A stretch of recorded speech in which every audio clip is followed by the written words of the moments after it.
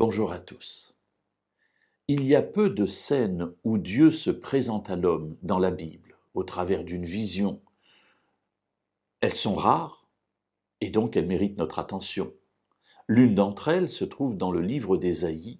Dieu va appeler Ésaïe à être son prophète et il se révèle à lui dans une vision. Il y a un trône, Dieu est assis dessus, alors on ne voit pas tous les détails de ce qu'il est, mais on voit que c'est le Seigneur, en tout cas au travers de ce qui est rapporté de cette vision. Au-dessus de lui, il y a des anges qui volent, des séraphins, ils parlent et voilà ce qu'ils disent. Dans le livre d'Ésaïe au chapitre 6 et au verset 3. Ils criaient l'un à l'autre, « Saint, Saint, Saint est l'Éternel des armées, toute la terre est remplie de sa gloire. » Alors, chers amis, si vous voulez que je vous parle de la sainteté de Dieu, j'en suis absolument incapable. La seule chose dont je me rends compte, c'est que il est tellement grand, tellement beau, tellement pur, tellement profond, qu'il y a un seul mot qui lui convient, c'est saint, qui est répété à 3 reprises, parce que le chiffre 3 va représenter la divinité, il est saint et 3 fois saint.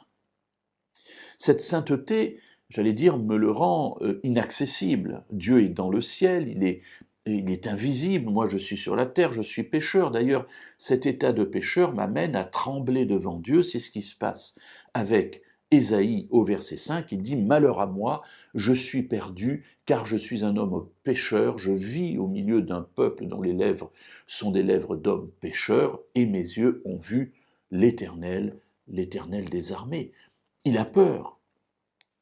Heureusement, Dieu va le rassurer après. Mais gardons cette idée d'un Dieu sauveur, d'un Dieu créateur, un Dieu tout-puissant, qui porte un nom, l'Éternel des armées, c'est-à-dire celui qui conduit les armées célestes, et nous sommes sur la terre des petites fourmis qui en plus péchons, c'est-à-dire des fourmis qu'on aurait tendance à écraser plutôt qu'à sauver. Mais Dieu nous aime. Et il y a une deuxième représentation de Dieu dans la Bible, c'est que Dieu est Père, c'est-à-dire un être proche, un être dont on peut tenir la main, à qui on peut dire toutes nos détresses, sur l'épaule duquel on peut mettre la tête, s'appuyer et recevoir de la consolation. Alors on aime cette image. Et il est vrai que dans la Bible, Jésus, notamment, va développer ce regard qu'il veut qu'on porte sur Dieu, Dieu en tant que Père. Et cela nous amène parfois à avoir une représentation de Dieu un peu déséquilibrée. Dieu devient notre Père, il est notre copain, et nous oublions que, à côté de cette représentation d'un Dieu Père extrêmement proche, extrêmement, j'allais dire, humain, il y a aussi le Dieu 3 fois saint qui siège dans les cieux, qui est notre Créateur et notre Sauveur.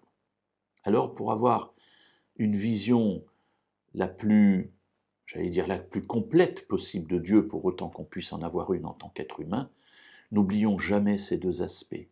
Dieu n'est pas qu'un Père, il est aussi le Dieu 3 fois saint. Dieu n'est pas qu'un Dieu 3 fois saint inaccessible, mais il est aussi un Père proche et aimant.